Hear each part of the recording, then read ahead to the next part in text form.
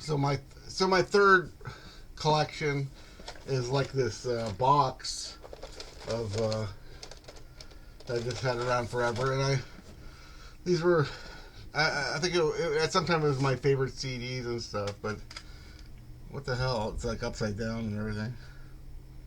Oh, just that one is okay. So wait a minute, let's go back to the top here. Okay, so what do we got?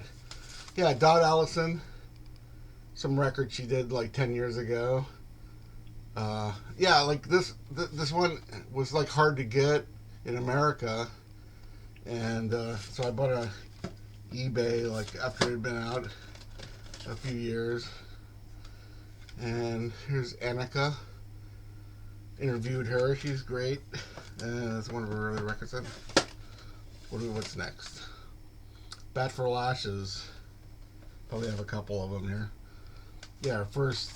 I don't know if is that her second one, but I think this one, the Two Sons just came out like 15 years ago. I just saw it like posted, and she did like one song with Scott Walker, and that's pretty good. But that was like my favorite record of that year. So 15, what was that, 2007? So a lot of 2007 stuff. Yeah, this was. I think this was my favorite record of 2007. Maybe it was like Black Mountain and Bat for Lashes was number two actually. And what's this? I don't remember buying this. This is like a Bright Eyes. Maybe I got it from a library or something. But I'm guessing it's from the same time. I've seen Bright Eyes a bunch of times, and then Daft Punk. Like is this like a greatest hits? Yeah. So I had to get this back. I gave this to like this guy that worked at the newsstand, and I had to like force him to give it back. Oh yeah, and then this was definitely my favorite record of that year, maybe 2012 or 13. And they just did a one without the drums. What's next? First Aid Kit. Definitely an early supporter of these guys. They kind of peaked about 10 years ago. They were kind of like a little bit like LS Arc, but I don't know how this got in here. Here's an old one, an old favorite. I probably like Closer more than I do I Know Pleasures, but it had great artwork. The Kills, saw the Kills on their very first tour. This is their first album. I saw them.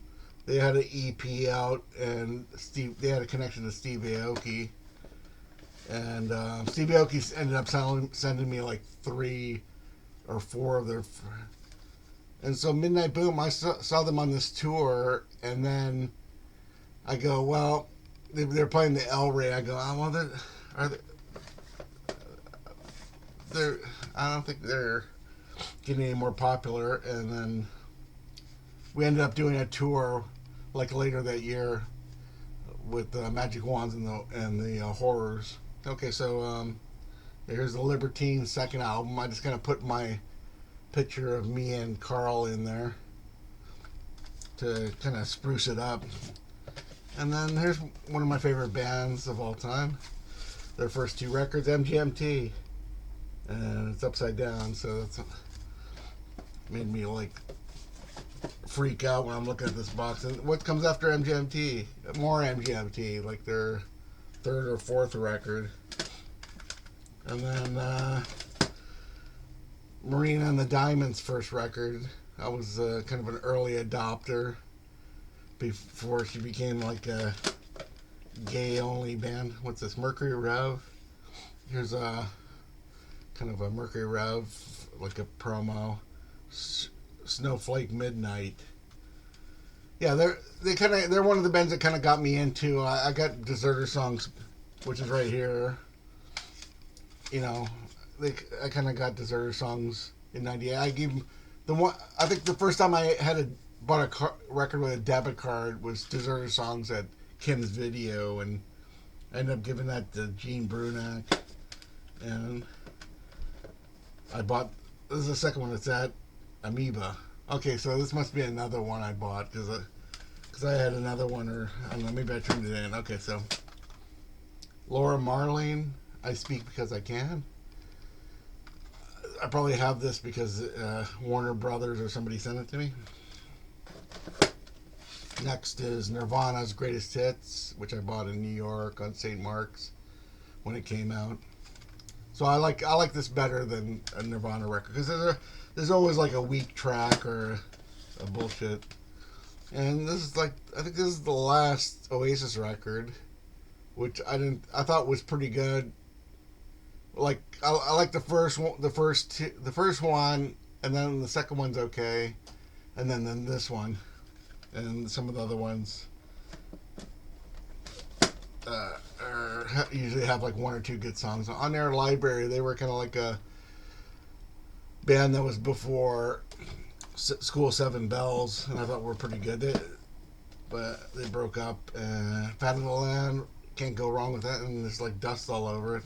I think I have a couple copies. I gave one to my brother too. Primal Scream, another entry. What do they call it? Gateway drug for the new scene. Because I mean, like I started with Mercury Rev and Brian Jonestown, and then by 2000 I was into Air and Primal Scream and Flaming Lips or whatever. What's next? Queens of the Stone Age era Vulgaris. I don't know if. Yeah, there's 666. Oh, I like fives and sevens. I remember I like that song. But I gotta listen to this one again. I haven't. I prefer this one. Lullaby with the one with Mark Lanigan on it. I think it was a better record. Okay, so there's that. So we're getting to Spaceman 3. Another late to the game on Spaceman 3. Didn't really listen to them. Listened to Spiritualized and other things way before I got into it. This is the Strokes. Which one is this? That's the first one. Yeah. Is it? Yeah, the Modern Age. Well, okay, so the Strokes, and I got Scott Walker here. Like a greatest hits. I have a couple Scott Walkers. Can't have enough Scott Walker. Okay, so that's it. That's the record collection.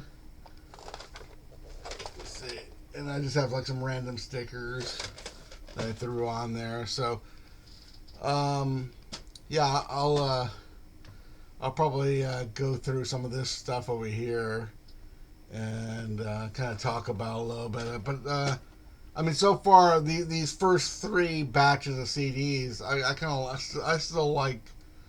I mean, some of it like Bright Eyes, I don't know that well, but I used to listen to this stuff all the time. Okay, 8 minutes. Let's go. Okay, we'll get back to you in a couple weeks.